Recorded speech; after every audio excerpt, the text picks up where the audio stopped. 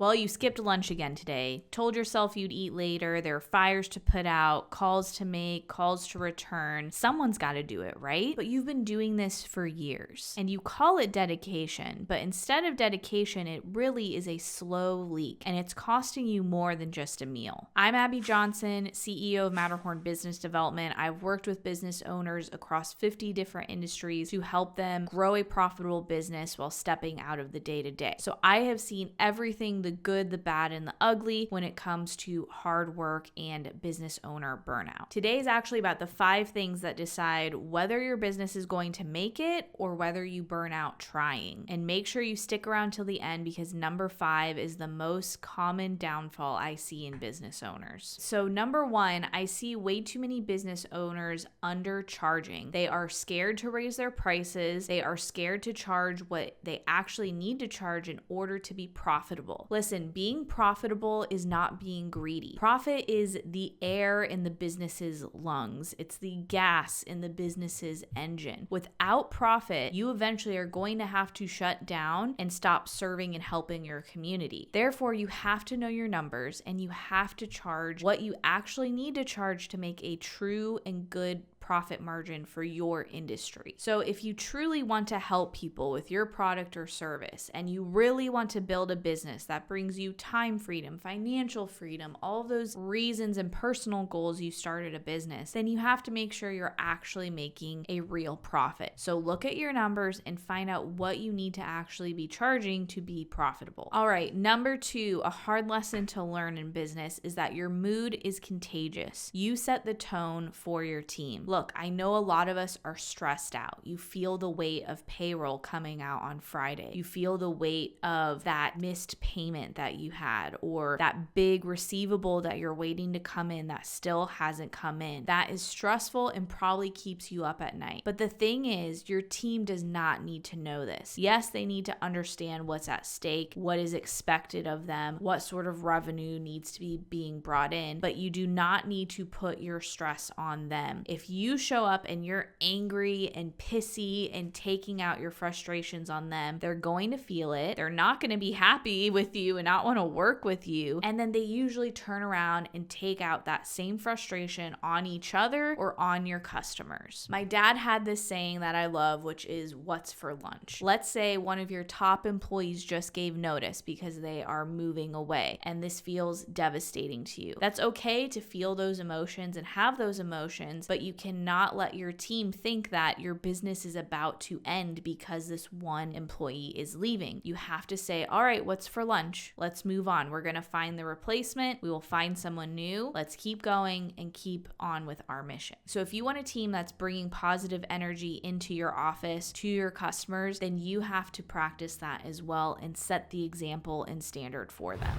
Really quick, if you're sitting here wondering if you are priced profitably, that's something that should be solved now instead of going on another quarter just guessing. So what I'd like you to do is click below and download our free cash map now. This is a free spreadsheet. It takes 5 minutes to fill out and it's going to show you exactly where you stand financially, exactly where your profit margins are, and then it will show you where they should be. So go ahead and download our free cash map today.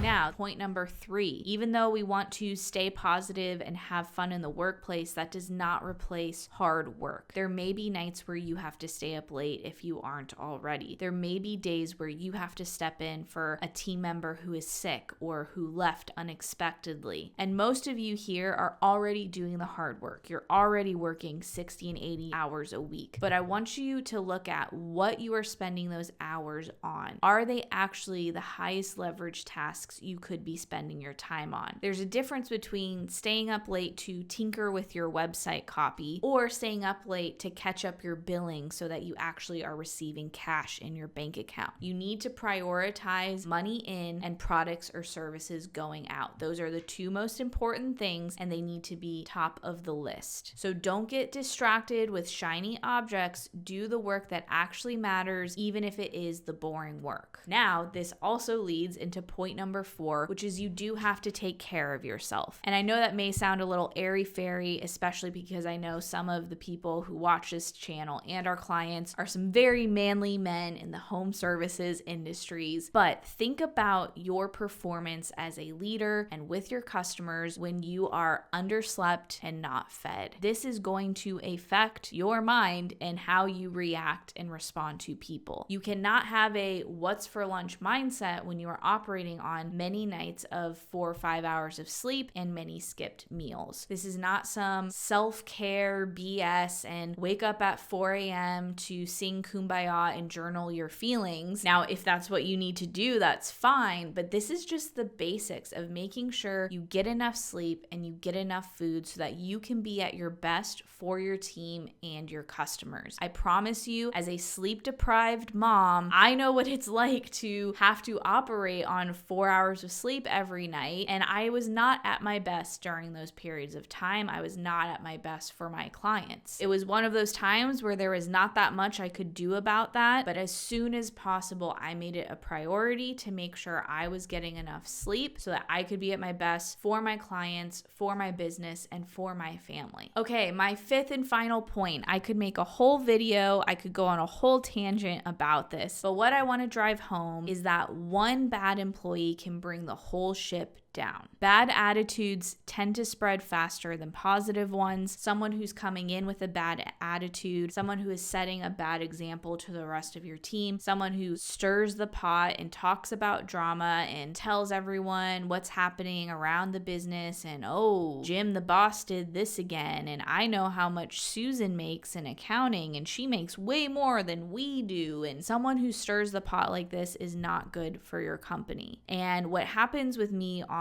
calls with clients is they tend to bring up someone repeatedly. It's like every call we're talking about Jan and what's going on with Jan and what to do with Jan and what sort of conversation and performance plan and whatever. If the person is being brought up that much, if you are thinking about them that much, if you're talking to your spouse about them and you're not sure what to do with them, chances are you need to let them go. That one person can be pulling down your revenue and halting the growth of your business. I'm not being dramatic here. It may not feel like it, but I just see this one for one every time, that as soon as that toxic person is gone, the whole team feels better. The whole attitude comes up. Everyone feels lighter and happier to be there and doing their job. So if you have been hemming and hawing and wondering what to do with this person, just get rid of them. Just cut them loose, move on, and find someone who's actually right for your business.